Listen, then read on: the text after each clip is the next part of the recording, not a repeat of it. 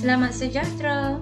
Kali ini kita akan belajar memahami penggunaan bahasa yang betul untuk penulisan bahagian C. Sebelum murid berupaya membina ayat yang lebih tepat, baik dan menarik, dalam penulisan, murid perlu memahami dua jenis bahasa. Apakah dua jenis bahasa tersebut? Yang pertama bahasa pasar dan yang kedua bahasa baku.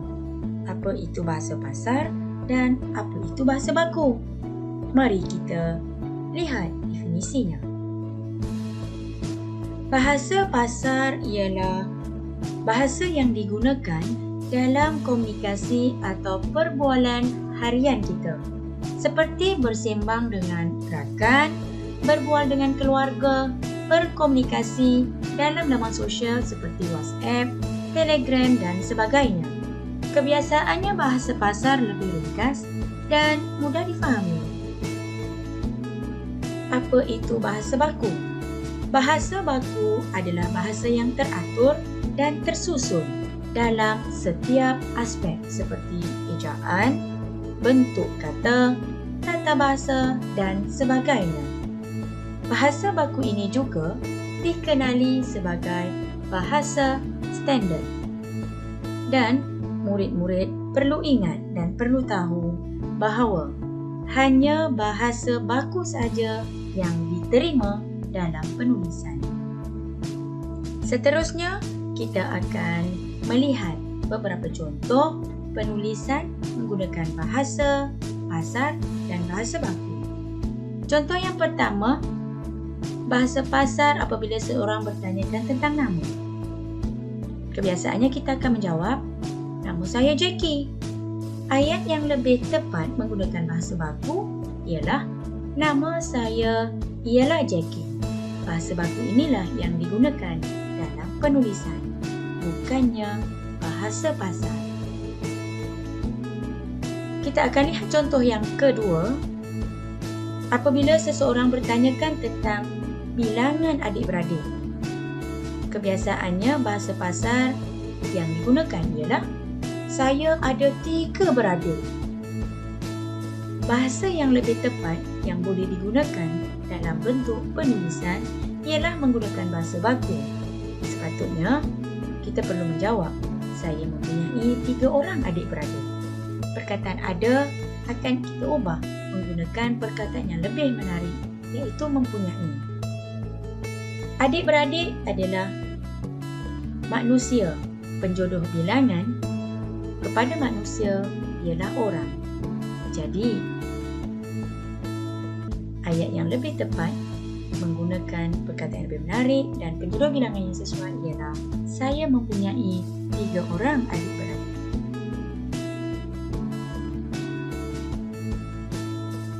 Seterusnya, kita akan lihat contoh yang ketiga.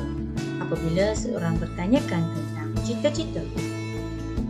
Kebiasaannya, murid akan menjawab, bila besar nanti saya nak jadi doktor.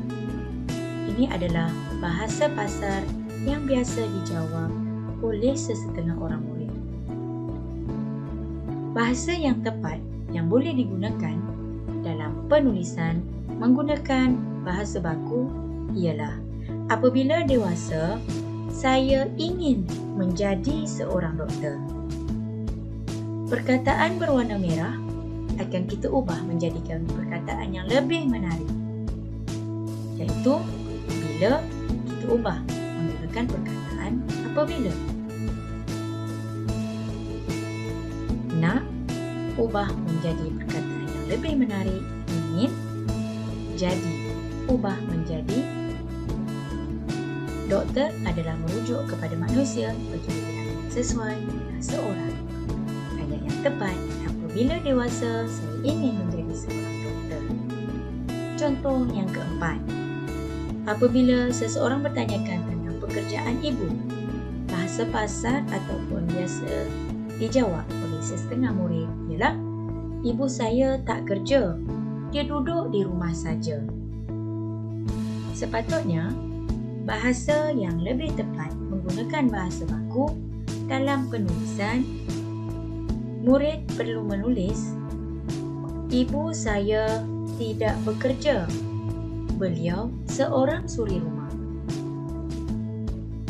Perkataan tak kita ubah menjadi perkataan yang lebih sesuai, iaitu tidak. Dan kata ganti nama diri dia sepatutnya diubah kepada beliau kerana ibu merupakan orang yang kita hormati.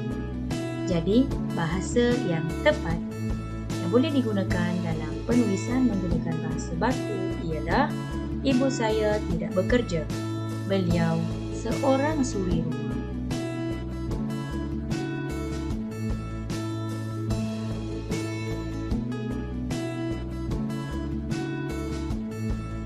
Contoh yang seterusnya iaitu contoh yang kelima. Apabila seseorang bertanyakan tentang pekerjaan bapa, sesetengah murid menjawab menggunakan bahasa pasar, "Bapa saya kerja teknisyen di kilang di Penang." Bahasa yang lebih tepat menggunakan bahasa baku dalam penulisan sepatutnya ialah, "Bapa saya bekerja sebagai seorang juruteknik di sebuah kilang di Pulau Pinang."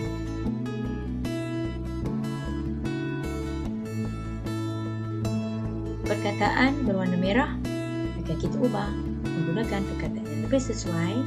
Bapa kita ubah kepada bapa, kerja ubah kepada perkataan yang lebih tepat, bekerja. Technician merupakan perkataan bahasa Inggeris, kita ubah menjadikan bahasa Melayu yang lebih tepat, iaitu juruteknik. Dan Penang kita ubah pada perkataan yang lebih tepat ialah Pulau Pinang.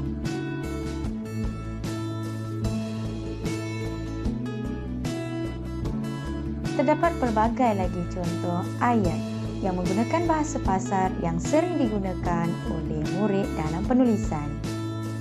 Bagaimana untuk meningkatkan mutu bahasa dalam penulisan? Tidak lain tidak bukan, kuncinya ialah rajin membaca. Rajin membaca buku-buku berunsurkan ilmiah. Apa itu buku-buku ilmiah? Buku teks. Anda juga merupakan salah satu contoh buku ilmiah, majalah-majalah, surat khabar dan banyak lagi. Cikgu harap anda telah faham dengan jelas perbezaan bahasa pasar dan juga bahasa baku.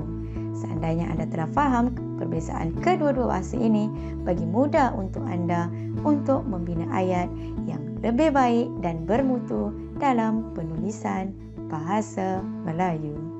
Sekian sahaja daripada cikgu. Jumpa lagi. Bye. Jangan lupa like dan subscribe channel Acik Su. Terima kasih.